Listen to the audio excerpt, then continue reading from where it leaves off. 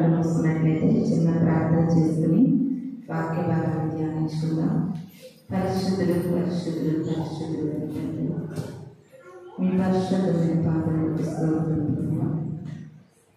ఈ ప్రాముఖ్యమైన సమయంలో దేనదాస్త్రాలుగా మీ సన్నిధిలో నిలబడి నన్ను పూర్తిగా మీ సిలువచాలను కొరకు చేసుకుని మీరు ఆఖరికి ప్రభావ సిద్ధపడగలిగేటటువంటి వాక్య జ్ఞానంతో మమ్మల్ని పండితండి.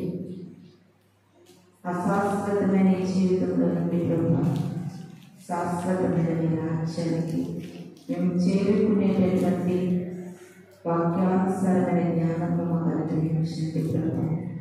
ప్రతి ఒక్కరితో సూటిగా తేటగా మాట్లాడి మీ ఆత్మతో నిలిపించండి.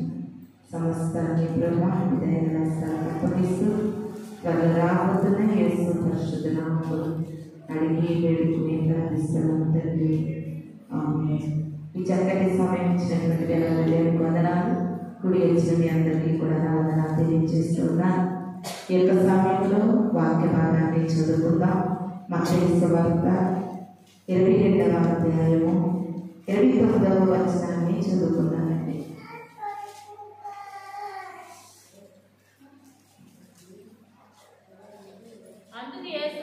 అందుకు యేసు లేఖనములను గాని దేవుని శక్తిని గాని ఎరుగక మీరు పొరబడుచున్నారు. చాలు. మనం చదువుతున్నటువంటి ఈ యొక్క వాక్య భాగంలో యేసుక్రీస్తు ప్రభు వారు మాట్లాడుతున్న మాట ఏమిటంటే, లేఖనములను కానీ దేవుని శక్తిని కానీ ఎరుగగా మీరు పొరబడుచున్నారు. లేఖనములనగా దేవాది దేవుడు మనకి పరిశుద్ధ గ్రంథాన్ని మనకు అనుగ్రహించి ఉన్నారు. ఈ లేఖనములలో దేవుని యొక్క గొప్ప క్రియలు, ఆశ్చర్య క్రియలు, అద్భుత కార్యములు, అంతేకాకుండా ఒక మనిషి యొక్క జీవితము ఈ యొక్క అశాశ్వతంగా ముగిసిపోకుండా శాశ్వతమైన జీవితము మనకు ఉందని లేఖనములు మనకి తెలియజేస్తూ ఉన్నాయి. అయితే ఇక్కడ యేసు ప్రభు వారు ఏమని సెలవిస్తున్నారంటే, మనకి ఆ లేఖనములను కానీ దేవుని యొక్క శక్తిని కానీ ఎరుగలేనటువంటి ప్రజలుగా మనము ఈ దినాన జీవిస్తూ ఉన్నాం. అందుకే ప్రభు వారు అంటున్నారు, లేఖనములు కూడా మీకు సరిగా తెలియట్లేదు, దేవుని శక్తి కూడా మీకు పూర్తిగా అర్థమవట్లేదు. ఈ రెండు మీకు సరి అయినటువంటి అవగాహన లేకపోవడం వల్ల మీరు ఏం చేస్తున్నారంటే, పరిశుద్ధముగా దేవునికి ఇష్టలుగా దేవునికి ఇష్టమైన బిడ్డలుగా బ్రతకవలసినటువంటి మనము పొరబడుతూ ఉన్నామంటే, ఎరుగగా పొరబడుతూ ఉన్నాం. ఒక క్రైస్తవ జీవితంలో దేవుని యొక్క లేఖనములు ఎంత శక్తివంతమైనవి, మనము నమ్ముకుంటున్నటువంటి దేవుడు ఎంత శక్తి కలిగిన దేవుడు అనేటటువంటి ఈ యొక్క రెండు విషయాలు కూడా మనకు తెలియనంతసేపు కూడా మనము దేవుని విషయంలో పొరబడుతూనే ఉంటాం. దేవుని విషయాలలో మనము ఎరుగునటువంటి వారముగా జీవిస్తూ ఉంటాం. ప్రియమైన దేవుని సంగమా, ఒక క్రైస్తవ యొక్క జీవన విధానానికి ముఖ్యమైనటువంటి రెండు ముఖ్య అంశాలు దేవుడు మనకి దినాన్ని తెలియజేయబోతున్నారు. ఈ రెండు ముఖ్యమైన విషయాలు ఒక క్రైస్తవునిగా నీకు అర్థం కాకపోతే, నువ్వు ఎంత భక్తి చేసినా, దేవుని సన్నిధికి వచ్చి వెళ్ళిపోతున్నా, ఈ లోకంలో జీవిస్తూ ఉన్నప్పుడు ఈ రెండు విషయాల యొక్క ప్రాముఖ్యత, పరమార్థము నీకు అర్థం కానంతసేపు కూడా మనము ఆయన శక్తిగల కార్యాలను పొందుకోలేము.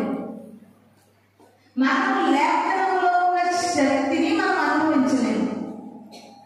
చాలా మంది ఈ దినాన్ని, క్రైస్తవులు కూడా ఈ దినాన్ని దేవుని యొక్క శక్తిని ఎదురుగా పొరపడుతున్న వాళ్ళు మనకి చాలా మంది కనబడుతూ ఉన్నారు. ప్రేమ దేవుని సంగమా, ఈ దినము లేఖనముల యొక్క శక్తి నీకు అర్థం కావాలి.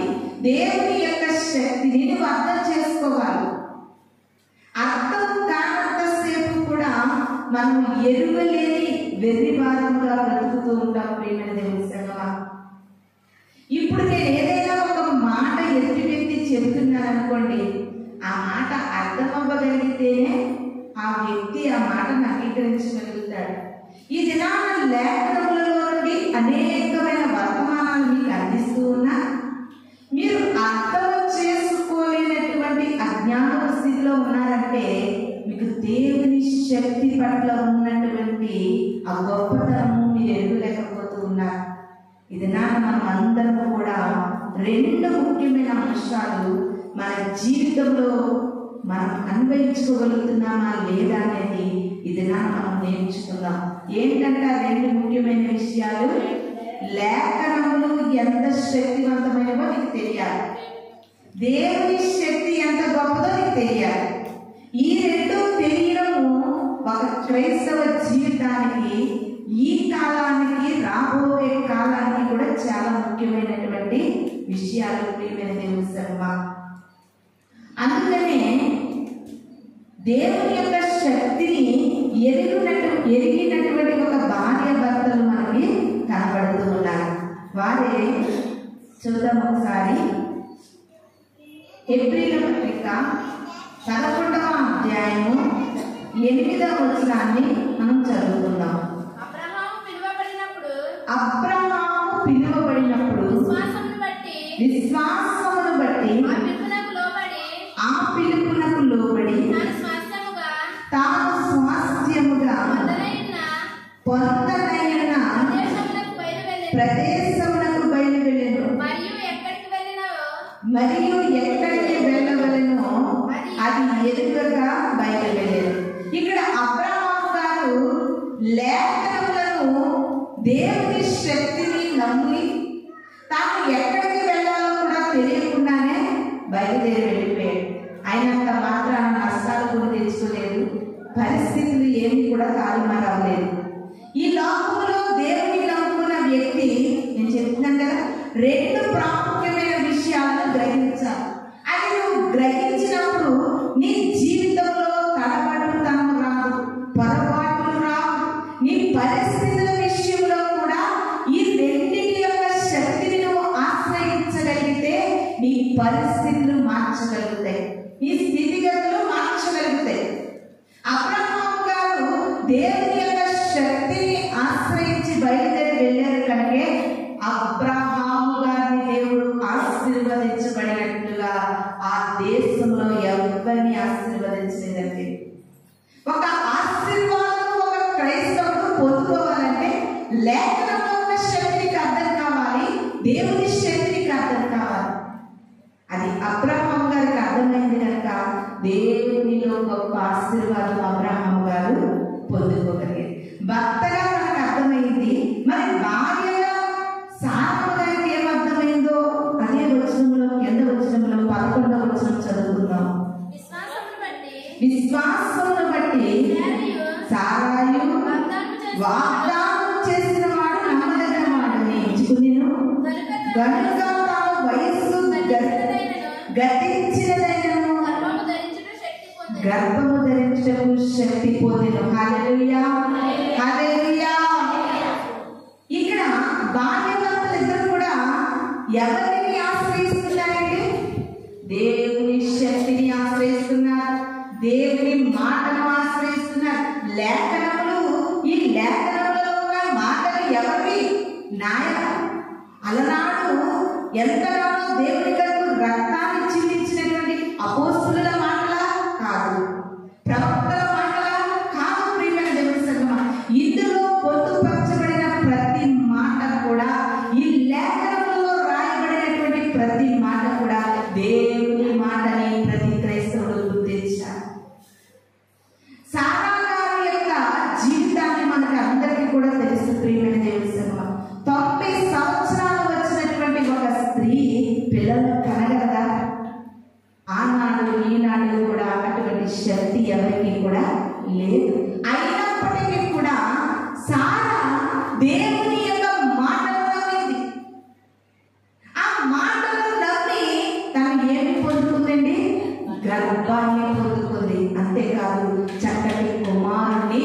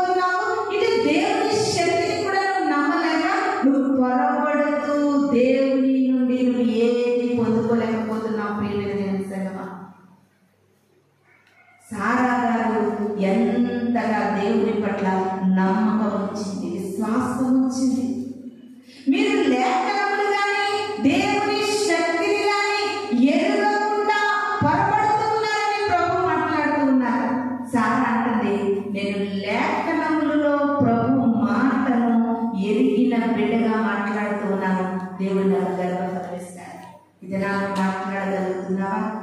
నువ్వు దేవుని వరకు అటువంటి శక్తివంతమైనటువంటి ప్రార్థన విజ్ఞాపనం చేయగలుగుతున్నావా? ఈ రెండు ముఖ్యమైన విషయాలు కూడా నీ జీవితంలో ఛాయలు కూడా కనబడతలేదు ప్రియమైన దేవుని సభలో. ఒక ఆచారంగా అలవాటుగా ప్రభువుని నమ్ముకున్న వ్యక్తిగా సమాజంలో కనబడుతున్నావు, కానీ ప్రభు దృష్టిలో ఆయన లేఖనములను కానీ ఆ శక్తిగా నువ్వు ఎరగలేకపోతూ ఉన్నావని ఇది నా ప్రభు మనకి సెలవిస్తూ ఉన్నారు. ఇంకా మనం చూసుకున్నట్లయితే హోషేయ గ్రంథము 5వ అధ్యాయము 4వ వచనాన్ని చదువుకుందామండి. హోషేయ గ్రంథము 5వ అధ్యాయము 4వ వచనం. తమ క్రియల చేత అభ్యంతరపరచబడిన వారే వారు తమ దేవుని యొద్దకు తిరిగి రాలేకపోదురు.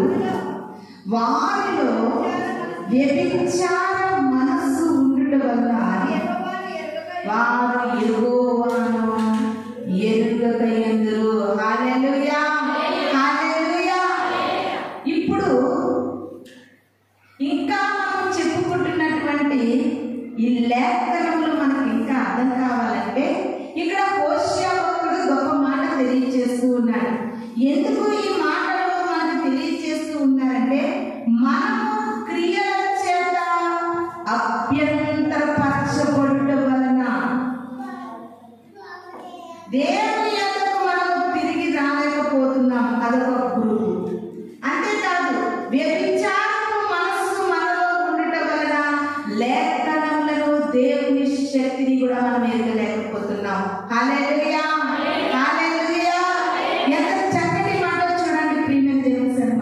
నువ్వు లేఖనముల యొక్క శక్తిని అనుభవించాలంటే, దేవుని యొక్క శక్తిని నువ్వు అనుభవించాలంటే, నువ్వు ఈ లోకంలో దేవుని ఎడల నీకు కొన్ని అభ్యంతరాలు కనబడతా ఉన్నాయండి. ఆ యొక్క అభ్యంతర కారణాల చేత, ఆ యొక్క అంతరాయపు కారణాల చేత మనము దేవుని శక్తిని ఎరగలేకపోతున్నాం. లేఖనములలో ఉన్న శక్తిని మనము గ్రహించలేకపోతున్నాం. ఇంకా ఏమంటున్నారంటే చాలా మంది క్రైస్తవులే ఒక్కసారి జనాభా లెక్కల లిస్టులోని ఎంతమంది బాప్తిస్మం పొందుకున్నారని లిస్టు కనుక మనము తయారు చేస్తే ఎక్కడ వరకు ఎందుకు మనం ఉంటున్నటువంటి ఈ ప్రాంతంలో బాప్తిస్మం తీసుకున్న వారి యొక్క లిస్టు కనుక మనము తయారు చేస్తే చర్చికి వెళ్ళలేని, దేవునికి మందిరానికి వెళ్ళకుండా అనవసరమైన స్థలాల్లో తిరుగులాడుతున్న వారి సైతం కూడా లిస్టులో వచ్చేస్తారండి. అవునా కదా? వస్తారు కదా? అయితే హోషేయ భక్తుడు ఏమంటున్నారంటే వారిలో కొన్ని అభ్యంతర కారణాల వల్ల దేవుని దగ్గరికి రాలేకపోతున్నారు.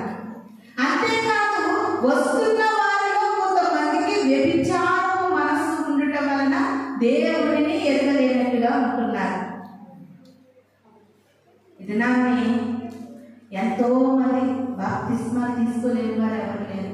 దానికి ఒక రూల్ ఒకటి, బాప్తిస్మం తీసుకుంటేనే కానీ పెళ్లి చేయము అనే పాస్టర్ గారు ఒకటి. దాని కారణాల చేత మందిరానికి వచ్చినా రాకపోయినా ఎందుకు ఇక్కడ కూర్చున్న మీ అందరి ఇళ్లలో రక్షణ తీసుకున్న వ్యక్తులు లేరా?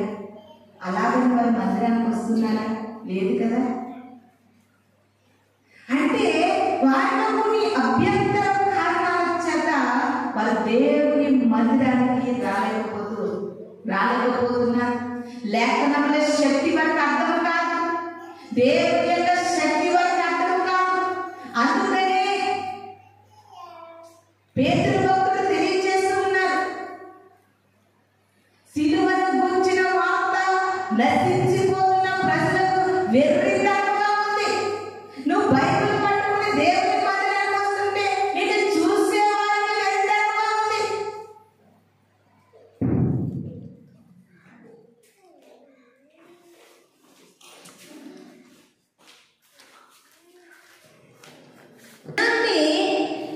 పేతురు భక్తుడు సెలవిచ్చినట్లుగా సిలువను గురించిన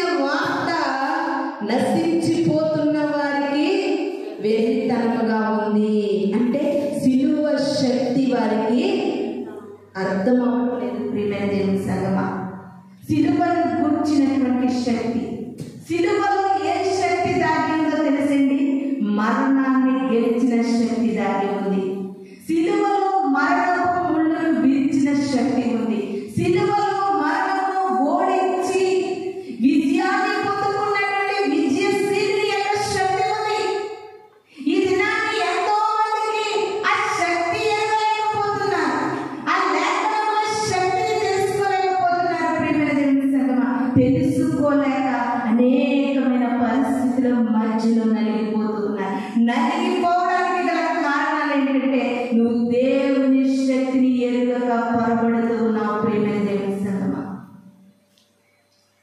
శారాము గారు కూడా దేవుని శక్తిని తెలుసుకున్న తర్వాత ఆమె ఆశ్రయించింది కనుకనే ఆమె గర్భము తెరవబడింది. ఇది నాని కూర్చున్నటువంటి వాక్యం వింటున్నటువంటి మనము అసలు యేసు క్రీస్తు ప్రభు అంటే ఏంటి, అసలు ఆయన శక్తి ఏంటి, ఆయన బలము ఏంటి, అసలు మేము క్రైస్తవులుగా ఎందుకు బ్రతకాలి, అసలు దేవుని సన్నిధిని మేము ఎందుకు వెళ్ళాలి అనేటటువంటి ప్రశ్నలు నీలో తలెత్తాలి. ప్రియమైన దేవుని సంగమా, అప్పుడే నువ్వు దేవుని శక్తిని గ్రహించగలవు, లేఖనముల యొక్క శక్తిని నీవు గ్రహించగలవు.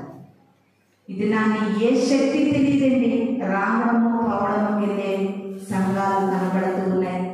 అందుకని ఇది నాన్న యేసుక్రీస్తు ప్రభు వారు లేఖనంలో ఎంత శక్తి ఉంది, దేవుని శక్తిలో ఎంత గొప్ప గొప్ప కార్యాలు జరుగుతున్నాయనేది మనకు తెలియజేస్తూ ఉన్నారు. ఒకసారి చూద్దాం. లూకాసు వార్త 9వ అధ్యాయము 1వ వచనాన్ని మనం చదువుకుందాం.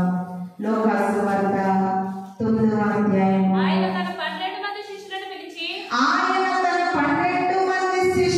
పిలిచి సమస్తమైన దయ్యముల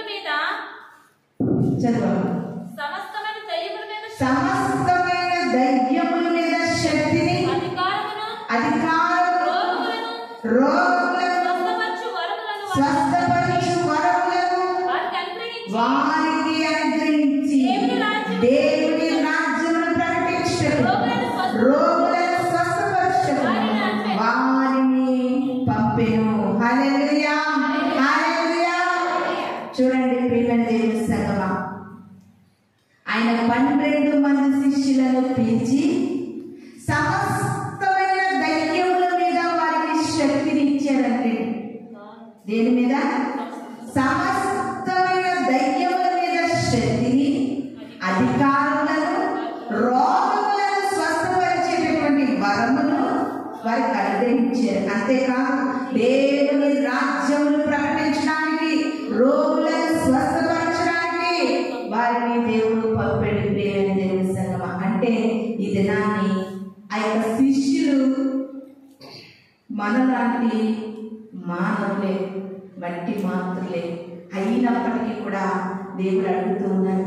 వారి 12 మందిని పిలిచి అంటున్నారండి, నేను మీకు శక్తిని అనుగ్రహిస్తూ ఉన్నాను. ఆ శక్తి ఏం కార్యాలు చేస్తుందంటే దయ్యముల నుండి విడుదల కలిగిస్తూ ఉంది. ఆ శక్తితో దేవుని యొక్క శక్తిని పొందుకున్న వారు ప్రార్థన చేయగలిగితే దయ్యముల నుండి విడుదల కలుగుతుందంటండి. అంతేకాదు రోగముల నుండి కూడా స్వస్థత కలుగుతుంది. ప్రియమైన దేవుని సంగమా, అపోస్తలులుగా 12 మంది శిష్యులకి దేవుడు అటువంటి గొప్ప మాటను తెలియజేస్తూ ఉన్నారండి. ఇది నాని ఆయన శక్తిని కనుక నువ్వు పొందుకోగలిగితే మన ప్రార్థన ద్వారా మనం గొప్ప కార్యాలను చూడగలము. చాలా మంది స్వస్థతలు లేవు, దయ్యాలు లేవు, ఇవన్నీ ఏమీ కాదు అని కొంతమంది పొరపడుతూ ఉన్నారు. ప్రియమైన దేవుని సంగమా, యేసుక్రీస్తు ప్రభు వారి స్వయంగా శిష్యులను పిలిచి, అయ్యా దయ్యములను వెళ్ళగొట్టే అధికారము, రోగములను స్వస్థపరిచే అధికారము, నా రాజ్యమును ప్రకటించే అధికారమే మీకు ఇస్తున్నానన్నాడు. ప్రియమైన దేవుని సంగమా, అదే ప్రభు ఈ దినాన మనతో మాట్లాడుతూ ఉన్నారు. ఆ శక్తిని నువ్వు ఎరుగగా తల్లడిల్లిపోతున్నావేమో, తడబడిపోతున్నావేమో. ఇది నాని ఆయన శక్తిని నువ్వు బాగుగా తెలుసుకో. ఎరగలేనటువంటి బిడ్డగా నువ్వు మిగిలిపోవద్దు. ఆయన శక్తిని నువ్వు అనుసరించు. ప్రియమైన దేవుని సంగమా, ఆయన శక్తిని నువ్వు ఆశ్రయించు. ఆ శక్తిని ఇది క్రైస్తవులుగా మనము పొందుకునే వారంగా ఉండాలి. ఆయన మాట ఇచ్చాడంటే అది తప్పనిసరిగా నెరవేర్చే దేవుడు. నీవే ఆ శక్తి తెలియక నీలో నీవే కుంగిపోతున్నావు, నీలో నీవే కుమిలిపోతున్నావు, తడబడిపోతున్నావు, ఎదుగగా పొరబడిపోతున్నావు. ప్రియమైన దేవుని సంగమా, మనం నమ్ముకున్న దేవుడు నిన్న నేడు నిరంతరము ఏకరీతిగా ఉన్న దేవుడు. అలనాడు చేసిన దేవుడు ఈనాడు కూడా మన ఎడల చేయబోతూ ఉన్నాడు. కానీ మనం ఎందుకు పొందుకోలేకపోతున్నామంటే ఆ శక్తి ఏంటో నువ్వు గ్రహించలేక పొందుకోలేకపోతున్నావు. లేఖనంలో ఉన్న శక్తిని నువ్వు గ్రహించలేక దేవుడే ఏదో 3 మాటలతో పలికే దేవుడని నువ్వు అనుకుంటున్నావేమో. మనం నమ్ముకుంటున్న దేవుడు ఎంత గొప్ప దేవుడు మనం తెలుసుకోవాలి. అందుకే ఇర్మియా భక్తుడు తెలియజేస్తూ ఉన్నాడు. ఇర్మియా గ్రంథము 32వ అధ్యాయము, ఇర్మియా గ్రంథము 32వ అధ్యాయము 17వ వచనాన్ని మనం చదువుకుందాం. యెహోవా ప్రభువా సైన్యములకు అధిపతి యెహోవా అని పేరు వహించువాడా, సూర్యుడా, మహాదేవా, నీ ఎదుట బలము చేతను చాచిన బాహువు చేతను భూమి ఆకాశములను సృజించితివి. నీకు అసాధ్యమైనది ఏమీ లేదు. హల్లెలూయా, హల్లెలూయా. ఇర్మియా భక్తుడు తెలియజేస్తున్నాడు, నువ్వు శూరుడవు,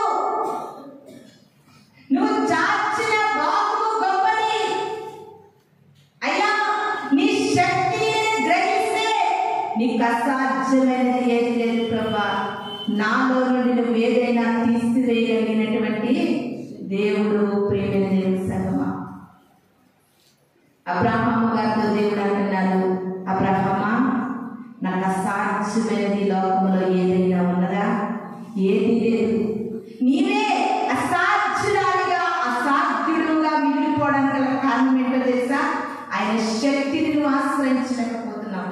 లేఖనంలో కానీ ఆయన శక్తిని కానీ ఎరుగగా పొరపడిపోతున్నావు. అయ్యో, ఇది నా వల్ల కాదు, ఏమి ప్రార్థన వల్ల ఇది జరగదు, అయ్యో నా పరిస్థితులు మారవు, నా స్థితిగతులు మారవు, నా వ్యాధి బాధలు పోవు, నా ఎప్పటికీ కూడా నా జీవితం మానవ రూపంగా ఆలోచిస్తున్నప్పుడు నా జీవితం ఇంతే నీకు ఎందుకు అనిపిస్తుందంటే నువ్వు లేఖనంలో కానీ దేవుని శక్తిని కానీ ఎరుగలేనటువంటి స్థితిలో నామకార్థ క్రైస్తవురాలిగా, ఒక వేషధార క్రైస్తవునిగా నీ జీవితం కొనసాగిస్తున్నావు. కనుక ఆ శక్తి గల కార్యాలు ఇది నా నీ జీవితంలో నీ కుటుంబంలో కూడా నీవు చూడలేకపోతున్నావు. ప్రియమైన దేవుని సంగమా, ఆయన అందరినీ ఒకే రీతిగా ప్రేమించే దేవుడు. ఎంతటి శక్తి గల కార్యాలు, సముద్రంలో కూడా 2 పాయలు చేరిన శక్తి ఈ దినాన్ని నువ్వు ఆశ్రయించలేకపోతున్నావేమో. ఎలాంటి పరిస్థితులైనా మార్చగలిగిన శక్తి ఈ దినాన్ని నువ్వు ఆశ్రయించలేకపోతున్నావేమో. నేను ఒక యవనస్తుని కోసం చదివాను. ప్రియమైన దేవుని సంగమా, ఆ యవనస్తుని జీవితంలో దేవుడు గొప్ప కార్యాన్ని కలిగించాడు. ఏంటి ఆయన కార్యం అంటే, భయంకరమైన క్యాన్సర్ వ్యాధితో బాధపడి ఎముకల గూడుతో మిగిలిపోయినట్టు, ఇంకా తన జీవితంలో ఎముకలే మిగిలిపోయే ప్రాణము ఉంది.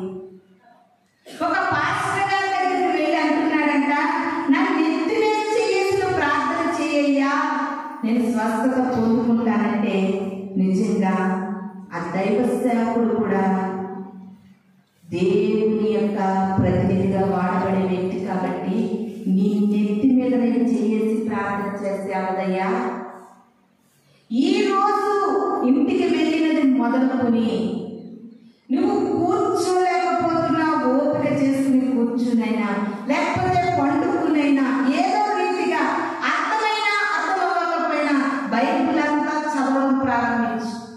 చదువుతా ఉండు అన్నారంట పాస్టర్ గారు. అదే మనమైతే ఏమంటారండి, ఈ మన తెలియని విషయాలు అనుకుంటాం. ఆ యవనస్తుడు ఒక దైవ సేవకుని యొక్క మాటను శక్తి కలిగిన మాటగా స్వీకరించి ఇంటికి వెళ్ళినది మొదలుకుని బైబిల్ని ఇంకా తన తల దగ్గరే, తన ఒళ్ళోనే, తన పక్కనే పెట్టుకుని చదువుతూ ఉన్నాడంటే కొన్ని రోజుల కంట ప్రియమైన దేవుని సంగమా తన యొక్క వ్యాధి నివారణ అయిపోతూ ఉందంట, స్వస్థపరచుకో ఆకలి పుడుతుంది, శరీరంలో మార్పులు వస్తున్నాయి. ఆ తర్వాత ఒకసారి మళ్ళా హాస్పిటల్కి వెళ్ళి టెస్ట్ చేయించుకుంటే క్యాన్సర్ అది ఒక్క బ్యాక్టీరియా కొంచెము కూడా కనబడినట్టుగా ఆ అబ్బాయికి పూర్తిగా స్వస్థత కలిగిందంట. ప్రియమైన దేవుని సంగమా, నాకు ఎందుకు ఈ మాట గుర్తుకు వస్తుందంటే లేఖనములలో శక్తి ఉంది. ప్రియమైన దేవుని సంగమా, ఇది నా లేఖనములు ఒక అక్షరాలు వచ్చే వారు కూడా చదవలేకపోతున్నారు. లేఖనములను చదువు. ఆ అబ్బాయి ఏమీ చేయలేదండి, బైబిల్ మాత్రం చదివాడు. బైబిల్ అంటే ఒక తెల్లటి కాగితం పైన అక్షరాలు మాత్రము కాదు, ఇది శక్తి కలిగిన లేఖనాలు. ప్రియమైన దేవుని సంగమా, అందుకే దావీదు భక్తుడు అంటా ఉన్నారు, దివారాత్రముని లేఖనాలు చదివేవాడు ఆకువాడక తన కాలమందు ఫలమిచ్చుచుండును అంటాడు. ఎంతమంది ఈ యొక్క విశ్రాంతి దినాన్ని వారం అయిందండి నేను బైబిల్ ముట్టుకుని రోజు బైబిల్ పట్టుకుని మందిరానికి వచ్చారన్న వారు ఎంతమంది ఉన్నారు? బహుశా చాలా మంది ఇక్కడ ఉన్నారని నాకు అనిపిస్తుంది. లేఖనములలో శక్తిని తెలుసుకోలేకపోతున్నాం. లేఖనములు చదవాలి. ప్రియమైన దేవుని సంగమా, ఈ లేఖనములే మనకు స్వస్థతను కలిగిస్తాయి.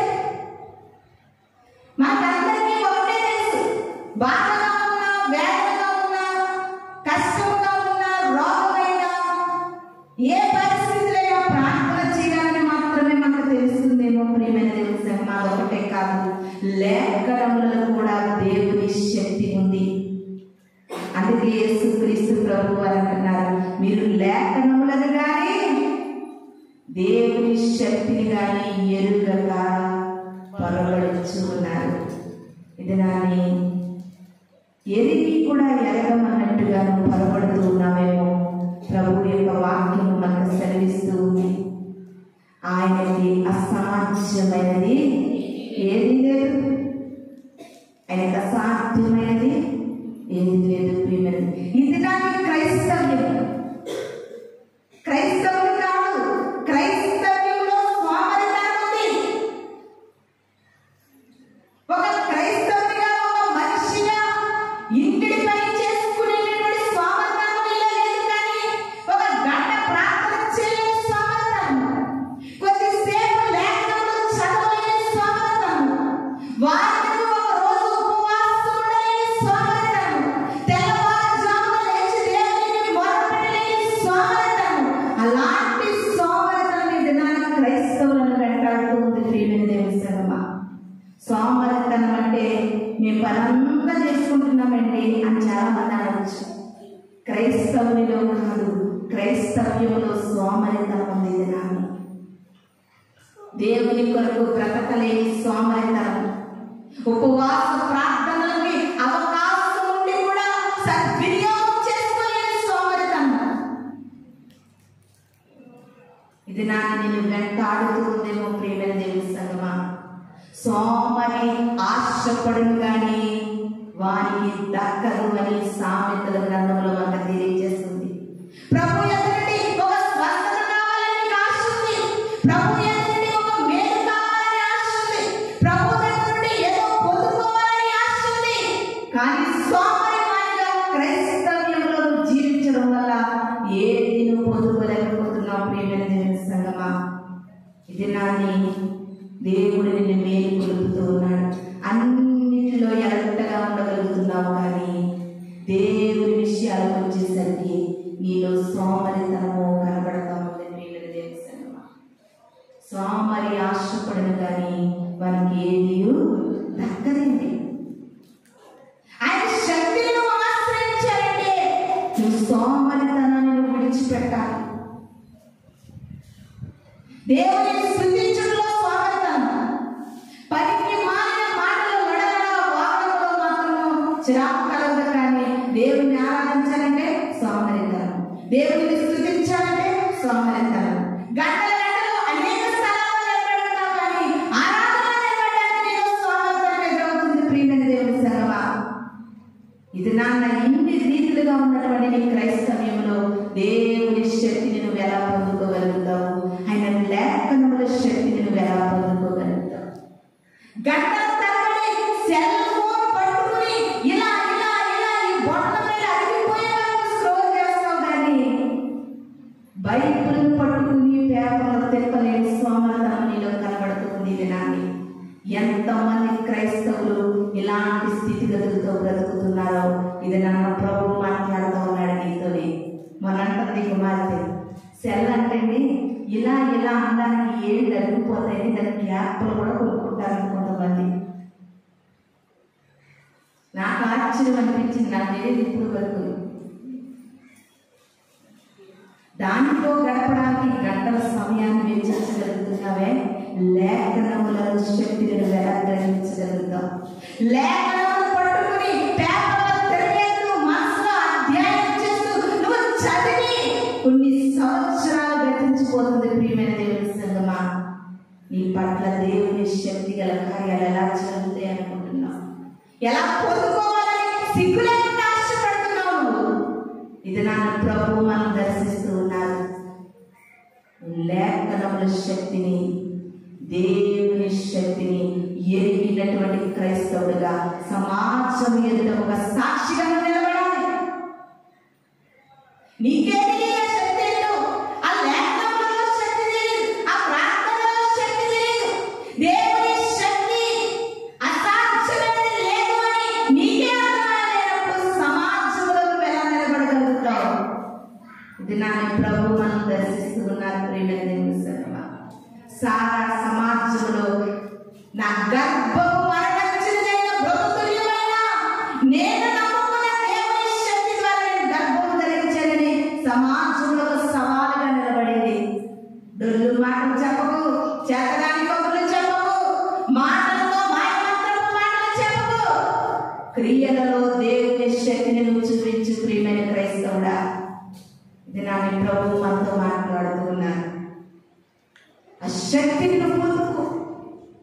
ఎంతమంది భార్యలు దేవుని శక్తిని ఆశ్రయించలేక భర్తలను మందిరాన్ని నడిపించుకోలేకపోతున్నారు. పేతురు భక్తుడు అంటున్నాడు, తన భార్య నడవడి కదా దేవుని మందిరాన్ని నడిపించాలి. పాస్టర్ గారు వచ్చి రమ్మంటే రాదు, నీ నడవడిని నడిపించాలి. నువ్వు దేవుని శక్తిని ఆశ్రయించినప్పుడు ఆ శక్తి అయ్యే వ్యక్తిని మందిరాన్ని నడిపించాలి. ఎంతమంది ఈ దినాన్ని దేవుని శక్తిని ఆశ్రయించలేని క్రైస్తవులుగా చేతగాని వారిగా కనబడుతూ ఉన్నారు. ప్రియమైన దేవుని సంగమా, ఇది నాని ప్రభు మనతో మాట్లాడుతున్నారు. మనమందరం కూడా లేఖనములలో ఉన్న శక్తిని యవనస్తులైన బిడ్డలు రోజుకి ఎంతమంది ఎన్ని అధ్యాయాలు చదవగలుగుతున్నారు? యవన ప్రాయంలో అదే పట్టుగా బైబిల్ పూర్తి చేస్తూ ఉండేవాళ్ళు. ఆ శక్తి పరిస్థితుల్లో నిలబెట్టిందని ఒక్కొక్కసారి నేను గర్వపడుతూ ఉంటానేమో. ప్రియమైన దేవుని సంగమా, ఎంతమంది కొంతమంది యవన బిడ్డలకి ఏ గ్రంథం ఎక్కడుందో, ఏ అధ్యాయం ఎక్కడుందో, ఏ సువార్త ఎక్కడుందో కూడా తెలియని బిడ్డలు ఇది నన్ను యవనస్తులుగా మిగిలిపోతూ ఉన్నారు.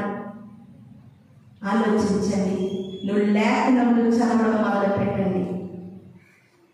మేము చదువుకునేటటువంటి దినాలలో ఏదైనా కష్టతరమైన ప్రశ్న రాకపోతే రావట్లేదన్న ప్రశ్న పక్కన పెట్టి బైబిల్ తీసి 2-3 అధ్యాయాలు చదువుకుని ఆ తర్వాత మళ్ళీ ఆ ప్రశ్న చదివితే అది మాకు వెంటనే తగ్గుతుంది. ఎందుకంటే లేఖనముల శక్తి, ఈ లేఖనముల శక్తిని నువ్వు ఆశ్రయించగలిగితే ఆ పుస్తకాల్లో ఉన్న జ్ఞానం చాలా సులువుగా వస్తుంది. ప్రియమైన దేవుని సంగమా, బిడ్డలకు కూడా ఫోన్ చేసినప్పుడు బైబిల్ చదువుతున్నారా, రోజు ప్రార్థన చేస్తున్నారా, బైబిల్ చదవాలి. ఈ లేఖనంలో చాలా శక్తి ఉంది, అది మనం పొందుకోగలగాలని ఇది నా యవన బిడ్డలకు కూడా నేను తెలియజేస్తున్నాను. అదేవిధంగా ఇంకొక మాటను మనం చదువుకుందాం. 2వ తిమోతికి రాసిన పత్రిక 3వ అధ్యాయము 5వ వచనాన్ని మనం చదువుకుందాం. 2వ తిమోతికి రాసిన పత్రిక 3వ అధ్యాయము 5వ వచనం. పైకి భక్తి గల వారి వలె ఉండియు దాని శక్తిని ఆశ్రయించు వారు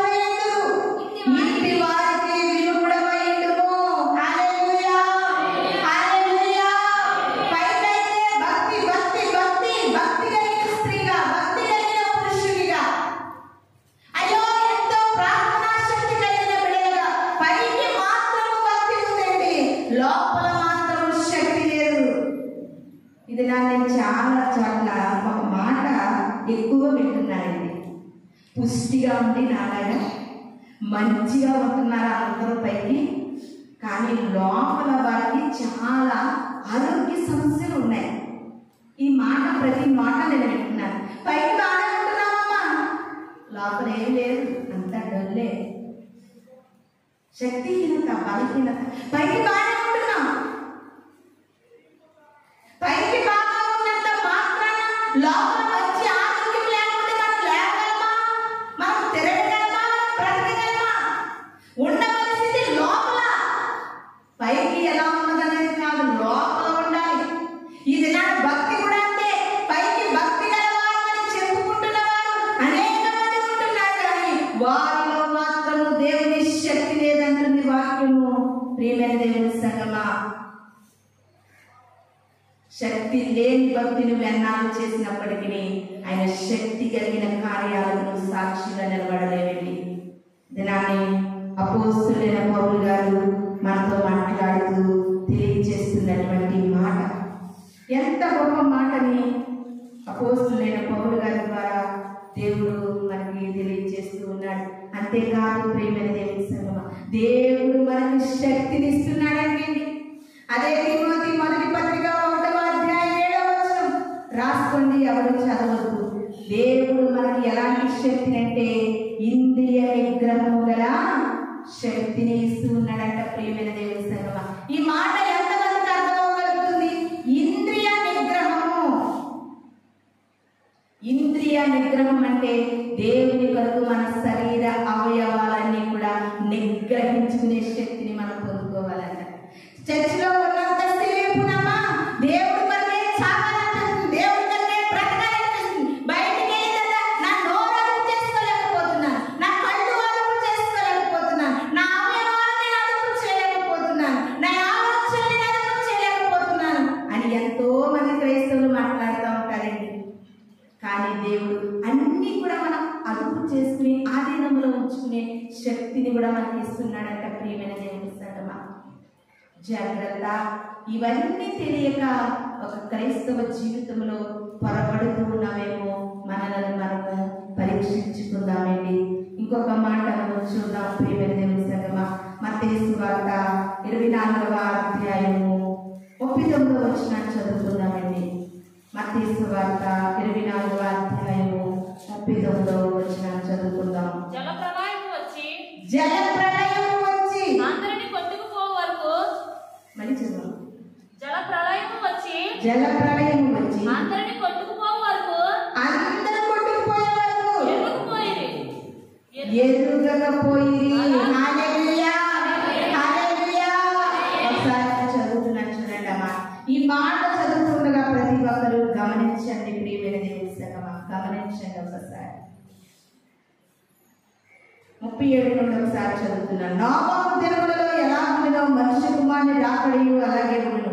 జల ప్రళయమునకు ముందటి దినములలో నోవహు ఓడలోనికి వెళ్ళిన దినము వరకు వారు తినుచు త్రాగుచు పెళ్లి చేసుకుని పెళ్లికిచ్చు నుండి జల ప్రళయం వచ్చి అందరినీ కొట్టుకుపోయే వరకు కూడా ఎరుగకపోయి. హల్లెలూయా, హల్లెలూయా. నోవహు గారిని దేవుడు వాడేమంటే అంటున్నారంటే, నోవహు గారు, అయ్యా జల ప్రళయం వస్తుంది, భూమి మీద ఒక మనుష్యుడు కూడా ఉండడు, ఒక చెట్టు కూడా ఉండదు, ఒక జంతువు కూడా ఉండదు. దేవుడు జల ప్రళయంతో భూమిని నాశనం చేయడానికి సిద్ధముగా ఉన్నాడు. అందుకనే ఎంత పెద్ద వాడని నన్ను కట్టమంటే నేను కట్టేనయ్యా, మీరందరూ సురక్షితంగా ఉండాలంటే వాడలోనికి రండి, రండి, రండి, రండి. వీధి వీధి నా సువార్తలు. టీవీ ఆన్ చేస్తే దేవుని యొక్క వాక్యాలు, సెల్ ఆన్ చేస్తే దేవుని యొక్క వాక్యాలు, ఎక్కడ చూసినా దేవుని మాటలు మనకు అందిస్తూనే ఉన్నారు. క్షణం క్షణం కూడా మనకు అందుతూనే ఉన్నాయి. ఆ దినాన్ని నోవహు గారు చెప్పిన మాటలు కూడా వారు వినకపోవడం వల్ల అండి జల ప్రళయం వస్తుందంటే వినలేదంట, వచ్చి కొట్టుకుపోతున్నట్టు అర్థమైందంటండి. హల్లెలూయా, హల్లెలూయా. ఎంత ఆశ్చర్యం ప్రియమైన దేవుని సంగమా, కొట్టుకుపోతున్నప్పుడు అర్థమైందంట.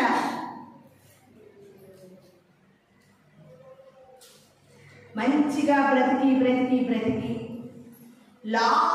హఠాత్తుగా చనిపోయేటప్పుడు నాకు అర్థమైందమ్మా అని ఏదన్నా అన్నాం అనుకోండి, ఎందుకులే ఇప్పుడు అర్థమైంది ఏం లాభం లేదు, వెళ్ళిపోలేదు అన్నమేంటి మనం. అది జలప్రలయం వచ్చినప్పుడు వస్తానని చెప్పినంతసేపు అర్థమవలేదంటే నా ప్రజలకి, కొట్టుకుపోతున్నప్పుడు అర్థమైందట. మత్తయి సువార్తలో ఎంత చక్కగా రాయబడిందో తెలియదు. కొట్టుకుపోతున్నప్పుడు అర్థమయ్యి కొట్టుకుంటూ పోయేవారు అంటున్నారంట, నోవాహు తలుపు తీయ్యా, చచ్చిపోతున్నాం, జల ప్రళయంలో కొట్టుకుపోతున్నామంటే నోవాహు వేయలేదు ఆ తలుపు, దేవుడు వేసాడు ఆ తలుపు. ఇది నాన్ని ఎన్ని ఆదివారపు వాక్యాలు నీ జీవితాన్ని దర్శిస్తూ ఉన్నాయి. దర్శిస్తూ ఉన్నా ఎప్పటికైనా నీకు అర్థం కాకపోతే నరకానికి జారిపోతున్నప్పుడు గుర్తుకొస్తాయి ప్రియమైన దేవుని సంగమా, కానీ ఫలితం లేదు, దానివల్ల నీకు లాభం లేదు. ఇది నాకు ప్రభు వాక్యం మనం దర్శిస్తూ ఉంది. నువ్వు లేఖనంలో దేవుని శక్తిని గ్రహించాలి. జలప్రళయంలో ప్రజలు కొట్టుకుపోతున్నప్పుడు ఆ పరిస్థితిలో అర్థమవడం వల్ల ఉపయోగం లేదు. నా జీవితంలో ఉందండి, ఇంకో కొన ప్రాణంతో ఉన్నాను నేను. బాప్తీసం తీసుకోలేదు, రక్షణ తీసుకోలేదు, కొన ప్రాణంతో ఉన్నాను. అప్పుడు మా ఇంట్లో వాళ్ళు అంటున్నారు, అయ్యా ఇప్పుడు కొన ప్రాణంతో ఉంటే అర్జెంటుగా నేను బాప్తీసం తీసేయండి అన్నారు అనుకోండి, తీస్తామా? బాప్తీసం తీసేటప్పుడు మనం ఎలక్ట్గా ఉండి మన పాపాలను ఒప్పుకుని మన పాత రోగ జీవితాన్ని సమాధి చేసి అవన్నీ ఒప్పుకున్న తర్వాతే బాప్తీసం తీస్తాం. కొన ప్రాణంతో వాళ్ళు తీసుకెళ్ళి తీయాలంటే అవ్వదు. ఇది నాన్న నీ క్రైస్తవ్యం ఎక్కడికి పోతుంది ప్రియమైన దేవుని, నీ భక్తి ఎలా నడిపిస్తుంది నీకు అన్ని నాకే తెలుసు అనే అజ్ఞానం ఎక్కడికి తీసుకుని పోతుంది. ఇది నాన్ని ప్రభు మనకు సెలవిస్తూ ఉన్నారు, జల ప్రళయంలో పుట్టుకుపోతున్న ప్రజల వలె మనం ఉండకూడదు ప్రియమైన దేవుని సంగమా. ఆయన లేఖనములను ఆశ్రయిద్దాం, ఆయన శక్తిని ఆశ్రయిద్దాం. లేఖనములలో శక్తి ఉంది, ఆ లేఖనములే దేవుడు కనుక ఆ దేవుడిలో సర్వశక్తి ఉంది ప్రియమైన దేవుని సంగమా. ఆ శక్తిని మనము ఆశ్రయించే బిడ్డలుగా ఉండాలి.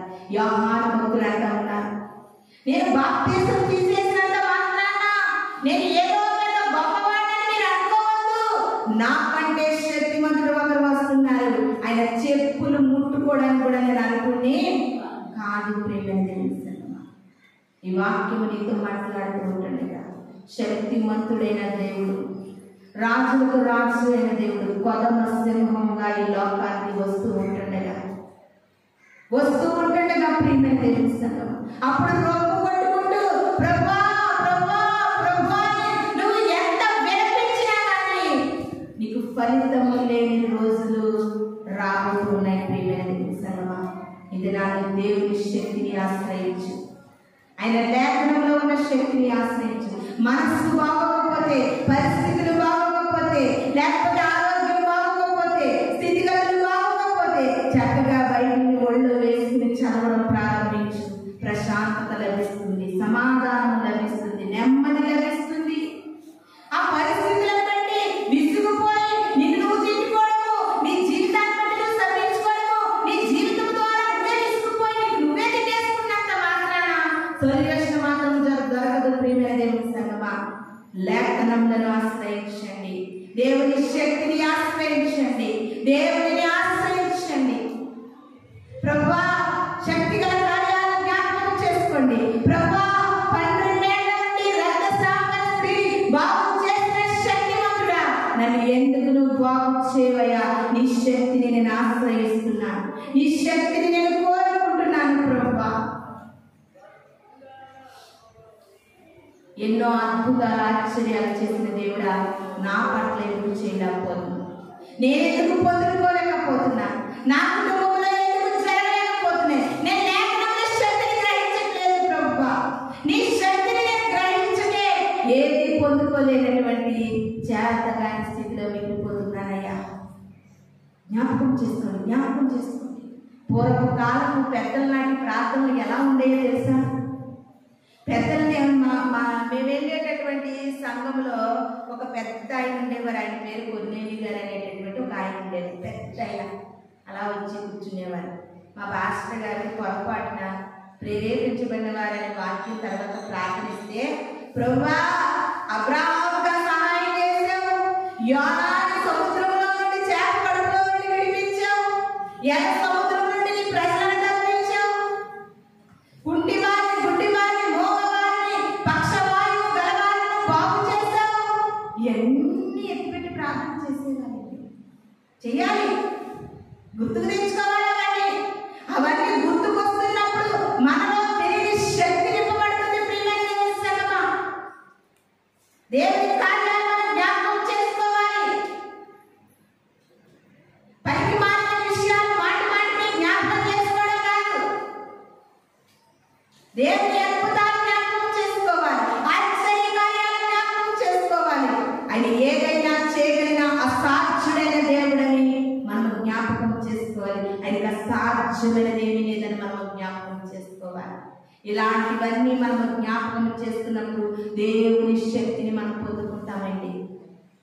ఆ శక్తిలో మనము, దేవుని శక్తిలో మనకు కావలసిన మన పరిస్థితులన్నీ, ధైర్యములను వెళ్ళగొట్టుట, రోగముల నుండి స్వస్థత, ఇవన్నీ ప్రభు శిష్యులకు ఇచ్చారు. ప్రియమైన దేవుని సంగమా, అవన్నిటి నుండి మనం విడుదల పొందుకోవాలంటే ఆయన శక్తిని మనం ఆశ్రయిద్దాం. ప్రభువా నా కుమారుడి పరిస్థితి ఇది, నా కుమార్తె పరిస్థితి ఇది, నా కుటుంబ పరిస్థితి ఇది, నా ఆరోగ్య పరిస్థితి ఇది, నా జీవితం ఇది, నా స్థితిగతులు ఇవి, అలనాడు నువ్వు చేసావు ప్రభువా, ఎస్తేరుని ఏ రీతిగా లేవనెత్తావు అని యవ్వన బిడ్డలు జ్ఞాపకం చేసుకోవాలండి.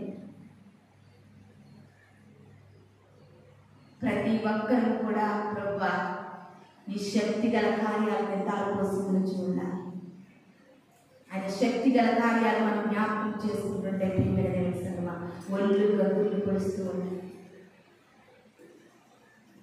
ఎంత గొప్ప గొప్ప కార్యాలు చేసిన దేవుడే, ఎలాంటి పరిస్థితులను మార్చగలిగిన దేవుడు. ఏలియా కాలం నాడు ఆ యొక్క పట్టణం అంతా 3.5 సంవత్సరాలు కరువుతో విలవిలవిలవిలాడిపోతుంటే, ఎక్కడో మూలన కూర్చున్న ఒక వెలవరాలు కొద్దిగా కొంతనంత పోషించబడితే, ఎందుకు నీ పరిస్థితులను బట్టి నువ్వు తల్లడిల్లిపోతున్నావు? నువ్వు శక్తిని ఆశ్రయించు, కంపల్సరిగా నీ పరిస్థితులు మారుస్తాయి. ప్రియమైన దేవుని సంగమా, దేవుని శక్తిని నువ్వు ఎరిగిన బిడ్డగా బ్రతకాలి. దేవుని శక్తిని నువ్వు అనుభవించే బిడ్డగా ఉండాలి. దేవుని యొక్క శక్తి గల కార్యాలు మన కుటుంబాల్లోనే మనము రుచి చూసే బిడ్డగా ఉండాలి. ప్రియమైన దేవుని సంగమా, అటువంటి శక్తి కలిగిన కార్యాలు మనం అందరం పొందుకుని ఆయన లేఖనములను, ఆయన శక్తిని అనుసరించే బిడ్డలుగా ఉండాలని ఈ కొద్ది మాటలు దేవుడు మన వినికిడిలో దీవించి ఆశీర్వదించిన గాక. మనమందరం కూడా కళ్ళు మూసుకున్నట్లయితే చిన్న ప్రార్థన చేసుకుందాం. పరిశుద్ధుల గొప్ప దేవ, మహోన్నతమైన తండ్రి, ఈ పరిశుద్ధమైన పాదములకు స్తుతులు. ఆ రోజుకి ఆ అప్పము తిని తన బిడ్డ ఇద్దరు చచ్చిపోదామనుకున్నటువంటి సారేపతను వెలవరాలని మా కళ్ళ ముందు పెడుతూ ఉన్నారు. ఎందుకు మా కొదువుల్లోని కొరతల్లోని ప్రభు, మా పరిస్థితుల్లోని మేము ఎందుకు కురిగిపోతున్నాము అంటే, నీ శక్తిని ఆశ్రయించగలిగే గొప్ప జ్ఞానము మాకు దయచేయండి ప్రభు. లేఖనములో ఉన్న శక్తిని ప్రభు, అయా నీ శక్తిని మేము ఆశ్రయించి, అయా మేము క్రీస్తుని ఎరిగిన బిడ్డలుగా, అనేకులకు క్రీస్తుని పరిచయం చేసే బిడ్డలుగా దేవా, నీ సాక్షులుగా, నీ రాజ్యమును ప్రకటించే బిడ్డలుగా మమ్మల్ని దీవించమని విన్న వాక్యము ప్రతి హృదయంలో నీరు కట్టి ఫలింపచేయండి. ప్రతి హృదయాన్ని బలపరచండి, ధైర్యపరచండి ప్రభువా. ఇర్మియా భక్తుడు తెలియజేసినట్లుగా నాకు అసాధ్యమైనది ఏమీ లేదని తెలియజేస్తున్నావయ్యా. ప్రతి క్రైస్తవుడు కూడా ఈ వాక్యాన్ని బట్టి నైనా బలము పొందుకుని ప్రభువా నీ కృపలో బలపరచబడి ముందుకు సాగే భాగ్యం మాకు దయచేయమని వాళ్ళ రాబోతున్న యేసు పరిశుద్ధ నామములో